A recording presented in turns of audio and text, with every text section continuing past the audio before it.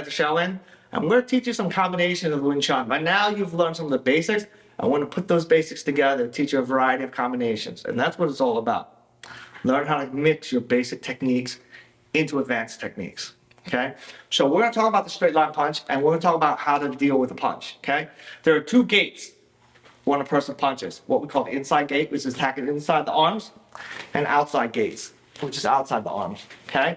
So we're going to talk about the outside, because on a straight line punch, okay, most punches tend to curve inward after a punch. Nobody punches like this and goes outward. They tend to go inward. So we're going to talk about how to get out to the corner. Okay? So when a person punches, one of the best is moves the body about 45 degrees out to the side. So it's very important that when somebody punches, just turn your hips 45 degrees, but allow this hip to drive forward at the same time. So although you step out with your foot, you're going to shift your weight so you can drive towards his ribs. You don't want to do this and step away. The reason why is because your energy is going that way. How do you attack your opponent? Plus, you kind of turn your back to him, and then he can attack you again. So the idea is you want to still kind of like face towards him in the same direction you want to go to strike, but you want to move away at the same time. And 45 degrees is the best. It's the best of both worlds. Like if an arm is facing northwest, it's neither north, it's neither west, but it is north and it is west at the exact same time. So it allows you to be both proper. So I'm moving away, but not away from him. I'm moving away from the attack, but still able to move towards him. So when he punches, you want to turn your hip and allow yourself to move 45 degrees. Okay? Now the step, some people will throw their body weight. You don't want to throw your body weight. You want to push your heel into the ground and turn your hip. So when he punches you, your body should be turning 45 degrees, okay?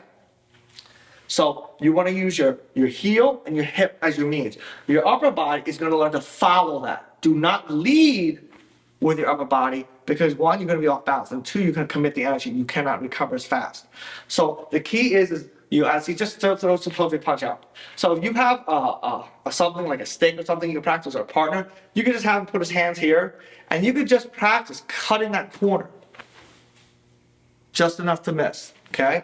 You want to practice that step, just enough to miss. But notice, I get out, but I'm also moving forward. I'm not moving right into him, I'm moving towards him, but not at him. Okay, so that's what we want to do. We want to step out, 45 degrees. Again, let your hip turn, let your body sink into the ground. Sink in the ground will give you speed. If you lean forward, it won't be as fast. So you want to sink into the ground, okay? Now, at the same time we're going to do this sinking, we're going to kind of like take the pack style that we learned and kind of swipe their arm. Don't try to do a pack style where you're going to push him away. That's no good because you're actually stopping him from invading and it makes it hard for you to hit. What you want to do is come by, stepping out to the side, covering your face, at the same time cutting the corner. It makes this punch last a little bit longer, which is what we want because as we're moving, the body shot should come towards the ribs. Okay? Now, to hit the body, okay, this parry is like a windshield wiper, first off. So when we cover this, you're going to just kind of like bring your hand up and you're going to turn your palm towards your face. Do not try to push backwards and lift up. You'll never make it in time. You're actually doing 2 steps. 1, 2. 1. Okay? So you're going to go 1, boom, to the side. Okay? So as he's punching you, it's right there. Okay? So as a guys, you just want to pop to the side.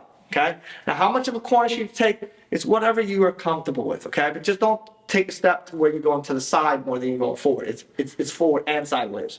So don't start stepping like this and running away from him. You won't be able to go attack him. So you're just going to curve your hand and don't stop the punch. The idea is redirect the punch. So when he's punching, you're just going to redirect the punch. Okay?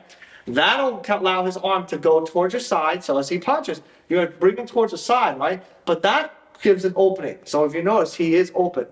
He's going to cover his face with the other hand if he's good. And he's got the guard on his face anyways with his punch. So it's not feasible to take it unless you force his hand down. Okay? But we're not going to do that. We're going to take advantage of the high punch to the face and drive towards that ribs. Okay? When we punch to the ribs, our hand wants to fold at the elbow. Do not lift up and pull backwards. If you do that, you're going to want to throw in your body and you will not have the internal drive. Okay, you will not have that penetrating power. You will wind up having a pushing power. So if he was punching, right, and I go like this, don't let him move you if you can. And I kind of like this, I'm throwing my body weight. I won't have penetrating power. Okay, what you want to do, you'll have pushing power, but again, that matters size. So if you're 125 pounds, you got a 250 pound guy, it won't affect him. Imagine if I had a blade in my hand as he came at me and I stuck him. What would happen? He would collapse. That's the same mentality I want you to think of.